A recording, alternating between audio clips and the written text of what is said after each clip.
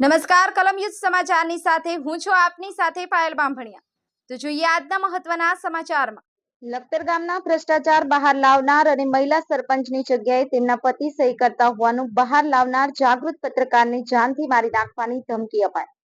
ધમકી આપનાર સરપંચ પતિ ગંગારામ પટેલ ઉપર ક્રિમિનલ ઉચાપત સહિતના 3 કરતા વધારે એફઆઈઆર થયેલ છે।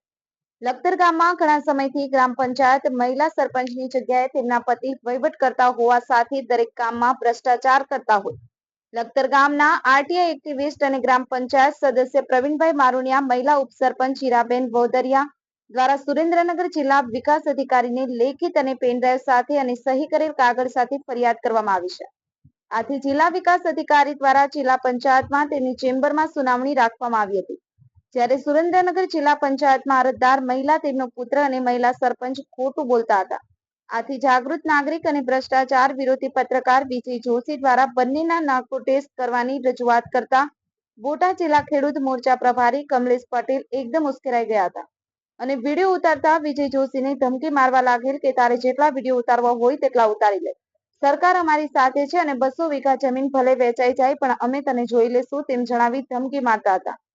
સાથે મહિલા સરપંચ રંજનબેન પટેલના પતિ ગંગારામ પટેલ તું માપમાં રહેજે તેમ કહી ધમકી મારવા લાગ્યો। ત્યારબાદ જાગૃત પત્રકાર અને વિજય જોશી ગાડીમાં બેઠા હતા ત્યારે તેમની ગાડીમાંથી ઉતરી વિજય જોશીની ગાડી પાસે આવી ગાડીના ફોટો પાડી ખોટી પોલીસ ફરિયાદ કરવાની ધમકી મારવા સાથે જાનથી મારી નાખવાની ધમકી મારતા હતા। આથી તે બંને ઇસમો ધમકી મારી પરત જતા હતા ત્યારે તેમનો વિડીયો ઉતારી લીધો હતો। ત્યારે ભારતીય જનતા પાર્ટીના બોટાદ જિલ્લા ખેડૂત મોરચા પ્રભારી કમલેશ પટેલ અને મહિલા સરપંચના વહીવટદાર પતિ ગંગારામ પટેલની દાદાગીરી સામે આવી હતી। વિજય જોશી, કલમ સમાચાર, લખતર।